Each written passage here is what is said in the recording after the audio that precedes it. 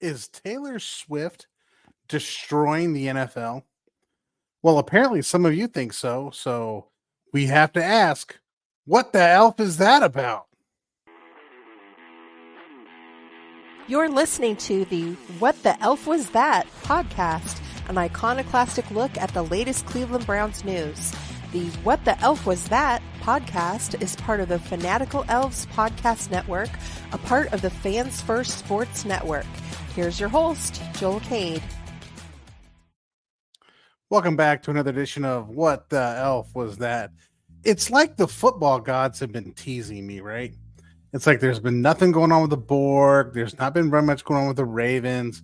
And there's just been nothing to really talk about except for the Browns, who've actually been playing pretty well up until, well, this stinker last week. But what do you expect when you're starting a fifth-round rookie on their first NFL start? Regardless, the NFL gods have now smiled a whole bunch of stupidity upon me, which gives me a lot of things to ask. What the elf was that? But before we get into Taylor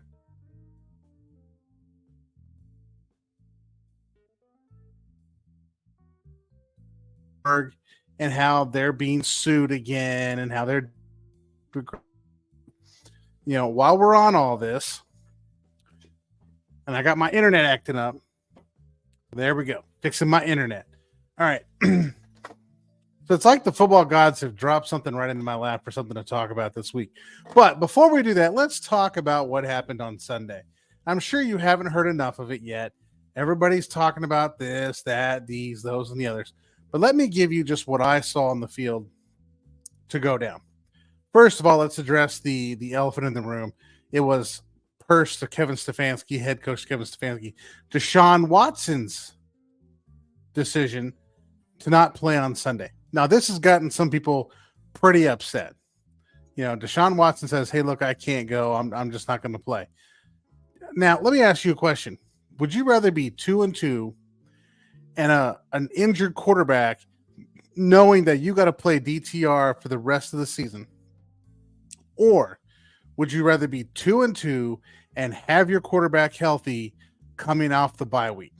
Now, if that's something you really can't answer right now, I want you to just look south for a second. Take your collective heads from Cleveland, turn them toward Kentucky and the football team that resides in Kentucky, and ask yourself, what would the Bengals look like right now had they have actually sat Joe Burrow? They'd probably still be 1-3.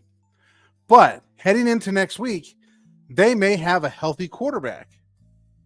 But instead, they're 1-3 and they have a beat up quarterback who's still not healthy. Is that what you want the Browns to be? Deshaun Watson says no. Okay?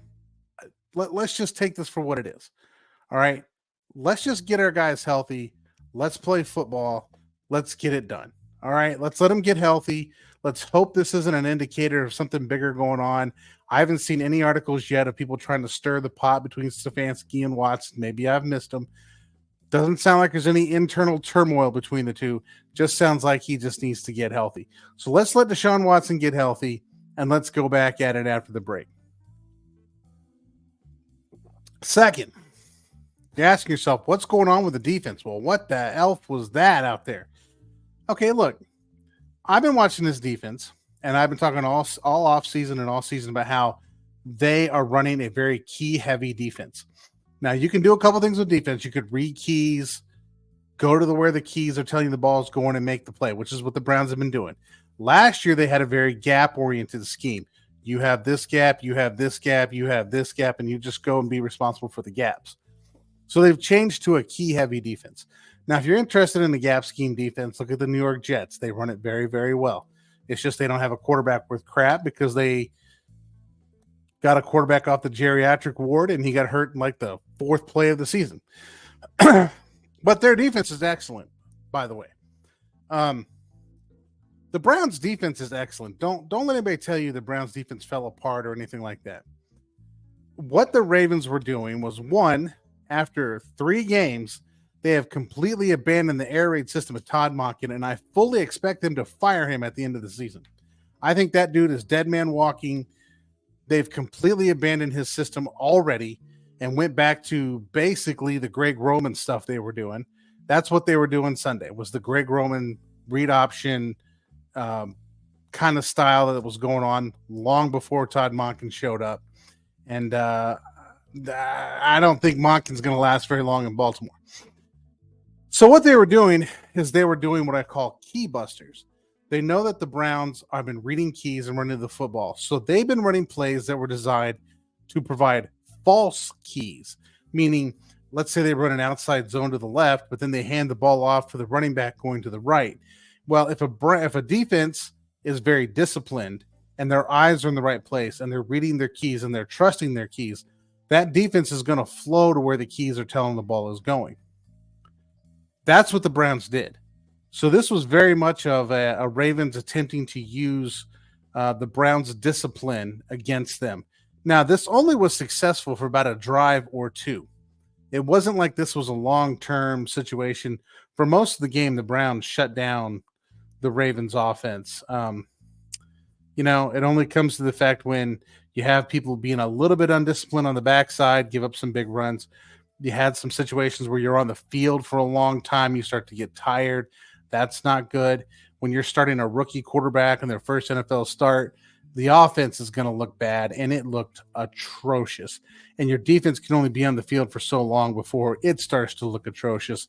That is just the way of the NFL. It is designed to be an offensive league. So that's what happened in the game. The biggest issue in this game was Dorian Thompson-Robinson making his first NFL start. I'll have some more to say about this when we get into our Ravens hate segment. Hard to hate on the Ravens after they beat you 28-3, but on the other hand, what did they really do? What have they really done this season? So it's not as bad as it looks, is what I'm saying. And the future is not all in the dumps, and it's not all going to hell in a handbasket. It's still a good season. We're going to see some great football out of this team, and we're still in the hunt. Whether we want to admit it right now or not, we're still in the hunt. The Browns are still in the hunt. So I decided to look at all that from Sunday. So I looked at what's in the news right now. So in the news right now, people are complaining about Jedrick Wills and Kevin Stefanski's play calling, which means all is back to normal in Cleveland land. Everyone's back to complaining about the same stupid crap they always complain about. Jedrick Wills is terrible, which, I don't know, he's not the best, but, I mean, like, who are you going to replace him with? And two, Kevin Stefanski's play calling is atrocious. I mean, I don't know how to tell you guys enough that he is a magnificent play caller and a magnificent play designer.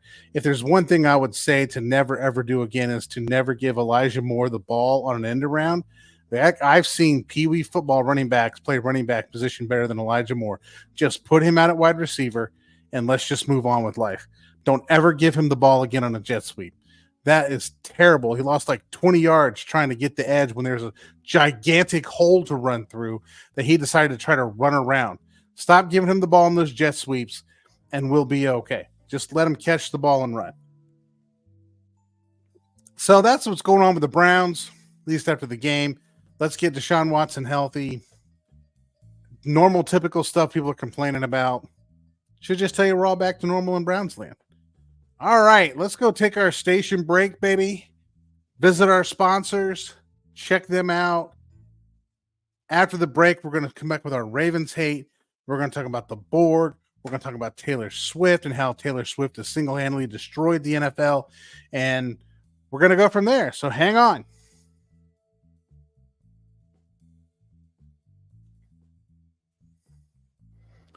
All right, and we're back. Time for the patented and ever favorite segment of our show.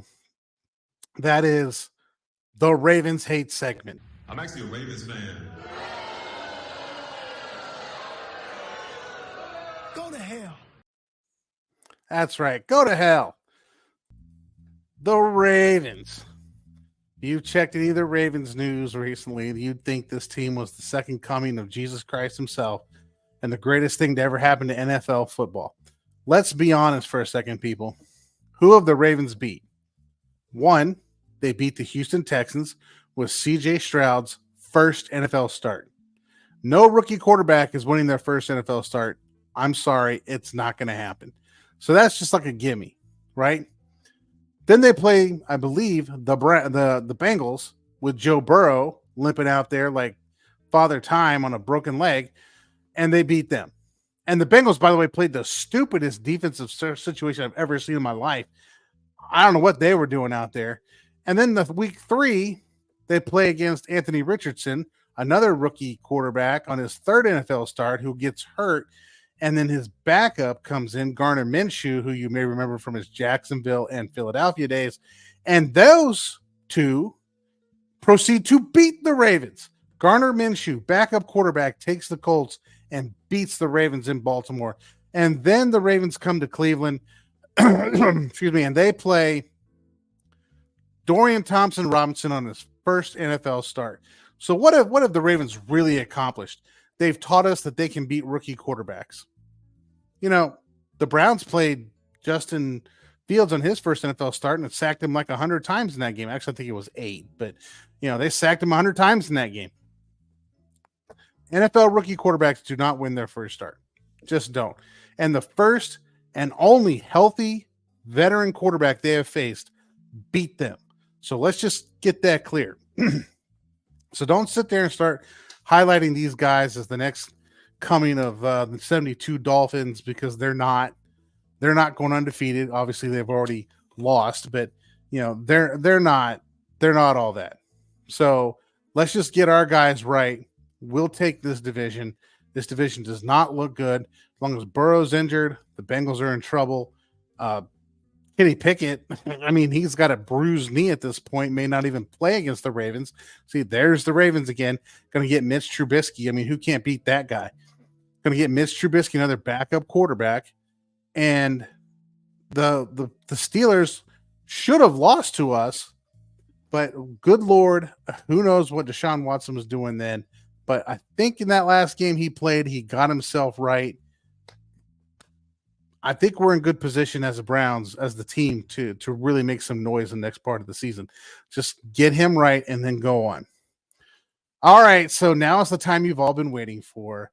Finally, we're going to talk about hold on, let's change the music. Let's do this one. Taylor Swift. So apparently some NFL fans think that Taylor Swift is destroying the NFL.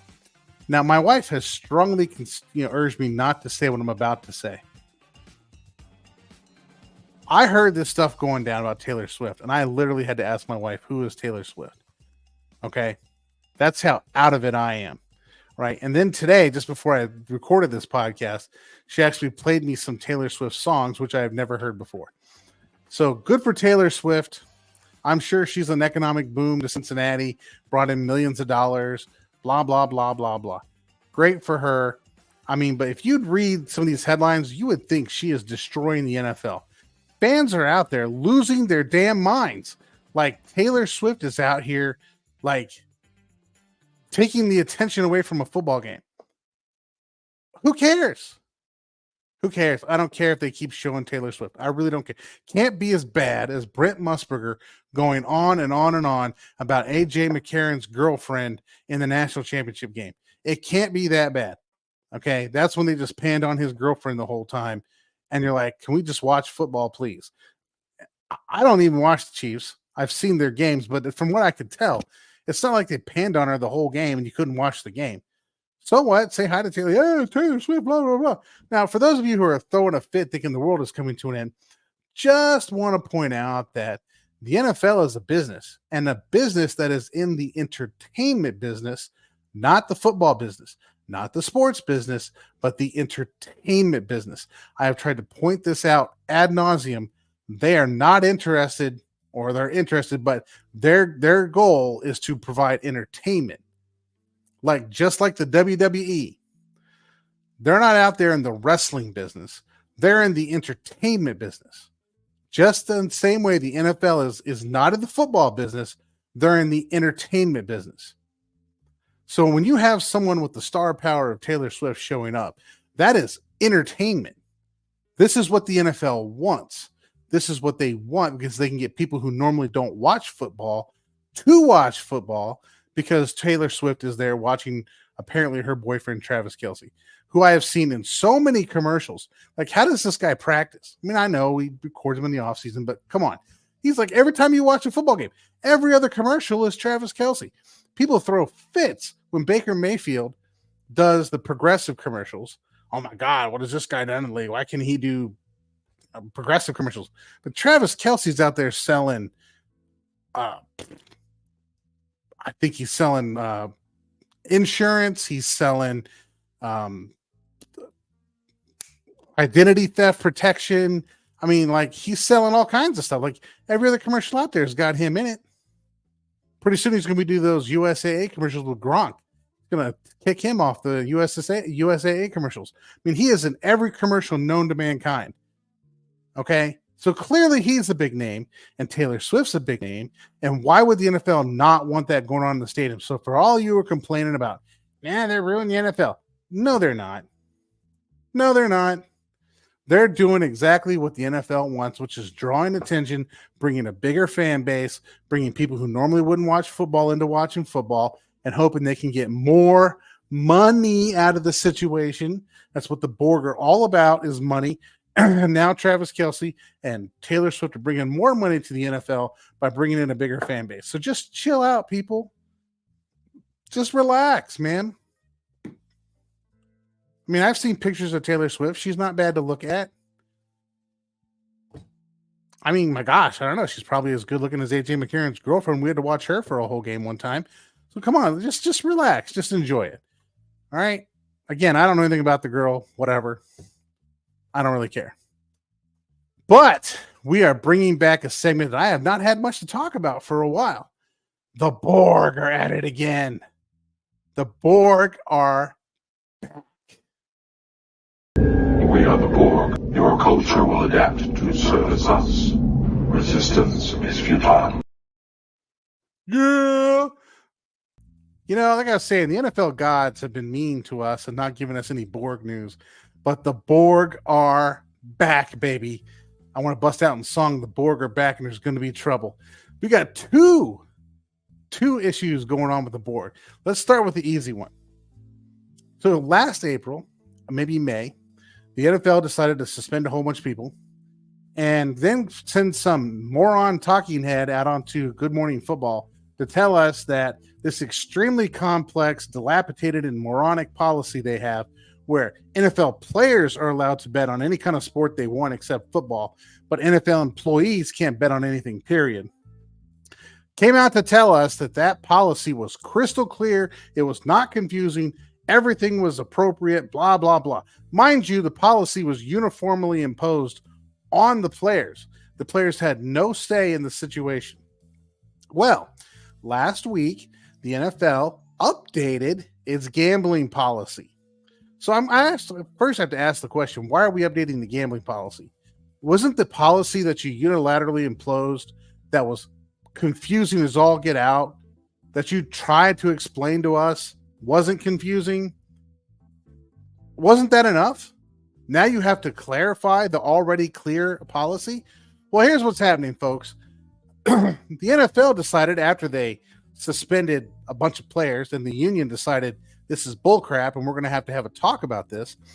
The NFL decided to sit down with the union and change the policy.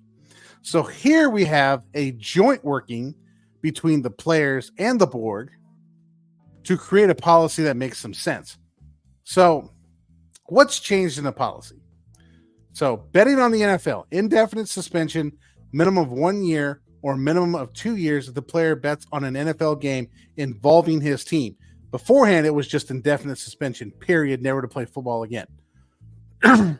Now, we've added a section for actual or attempted game fixing. That is a permanent banishment from the NFL. If you decide to give inside information or tip information, that is an indefinite suspension, minimum of 1 year. Okay? Third party or proxy betting, that is when you get your slick cousin Joe to go out and place a bet for you. That's an indefinite suspension and a minimum of 1 year.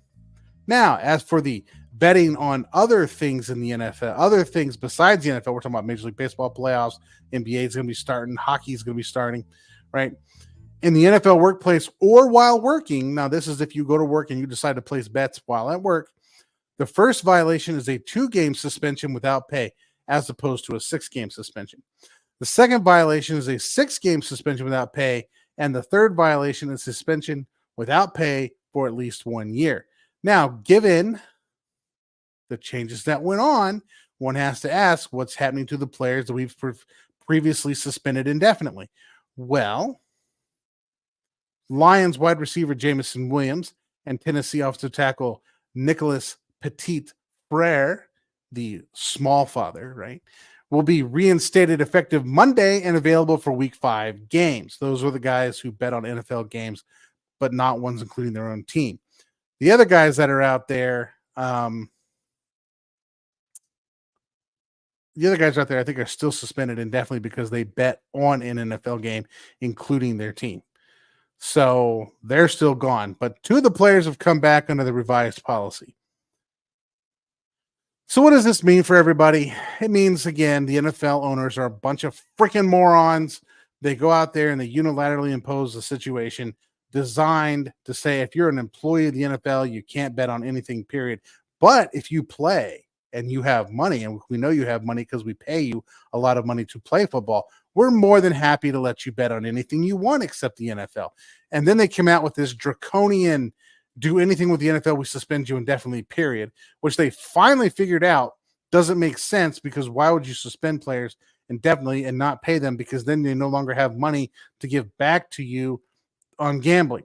So they decided to hey, we're just going to delineate a little bit about what different things you could do and have a tier of suspensions designed to help make sure those people can come back and play football and ultimately bet more on their betting apps. So win for the players. At least it's not some draconian one strike and you're out situation. They've been able to change the policy. But look what happens when NFL ownership decides to work with the union as opposed to against the union.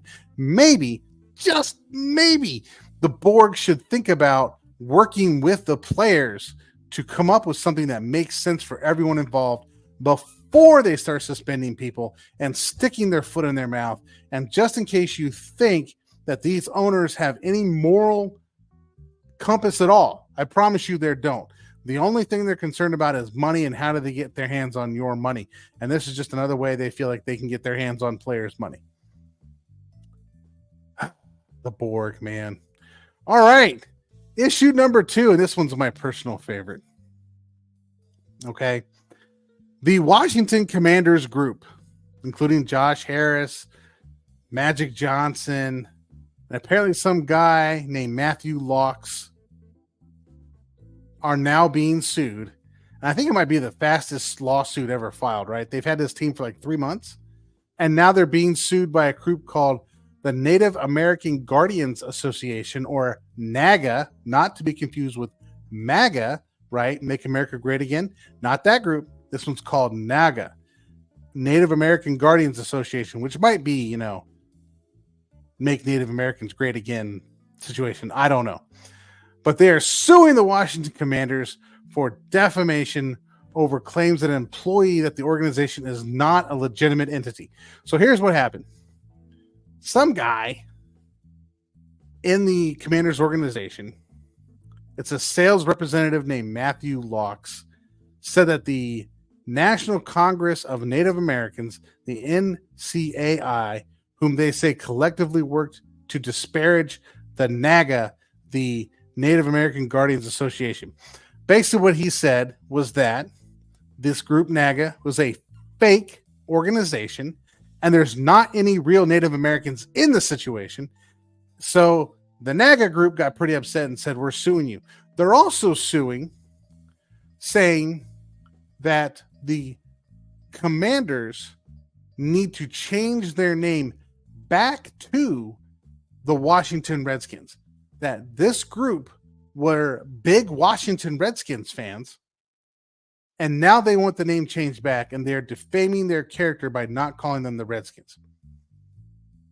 So Naga insists, this is from The Athletic. No, justthenews.com. Naga insists the removal of the name Redskins constituted erasing history, and the term itself is not, in fact, a racial slur. The organization has launched a petition seeking to revert to the old name, which has roughly 132,000 signatures at the time of this press release. The quote, the name Redskins carries a deep cultural, historical, and emotional significance, honoring the bravery, resilience, and warrior spirit associated with the Native American culture. It was never intended as a derogatory or offensive term, but as a symbol of respect and admiration. Now, I read somewhere, and I can't find it in this article, that this individual Redskin character, I'm not calling him a Redskin, I'm just saying, I'm describing the character that used to be on the helmet, apparently was a portrait of some actual Native American. I don't know if this is true. This is what Naga is claiming. So at this point, they now have to deal with a lawsuit saying that they have defamed the character of Naga by saying that they are not a real organization. There are no real Native Americans. And now they have to defend themselves from changing the name from the Redskins to the Commanders. And this group would like to see them go back to the Redskins as a name. People will sue anybody for anything, won't they? I don't half blame the Josh Harris group at this point. I'm probably going to have to fire this Lux guy just because you can't go around calling people like fake groups. They may be a fake group. You just can't call them a fake group. But I mean, you got to be pleasant with the way you deal with people. But there you go. You get the name in July and September rolls around and you're already getting sued. That's, in the middle of your third month operating, you've already got a lawsuit. You're already acting just like the previous group. Wow. Well, nobody said the Borg were smart. All right, guys, we're wrapping up here. Don't stop yet. We're still talking. So the Browns are on a bye week.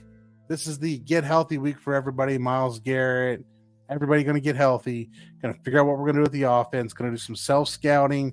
Figure out what the Browns offense is good at, what the Browns defense is good at, where their weaknesses are, how one would attack the other. This is what good coaching staffs do. So in the meantime, I guess we're just going to sit and complain about Taylor Swift. We're going to sit and complain about the Denny's menu and the terrible play calling. And we're going to complain about Jed Wells because that's what we did the whole entire offseason. So why would we do anything different in the middle of the season? So, all right, guys, thanks for hanging in.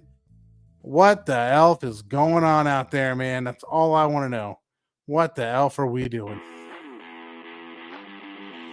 Thank you for listening to the What the Elf Was That podcast. Please like, subscribe, and tell all your friends to give a listen. You can follow host Joel Cade on Twitter @TheLeftGuard.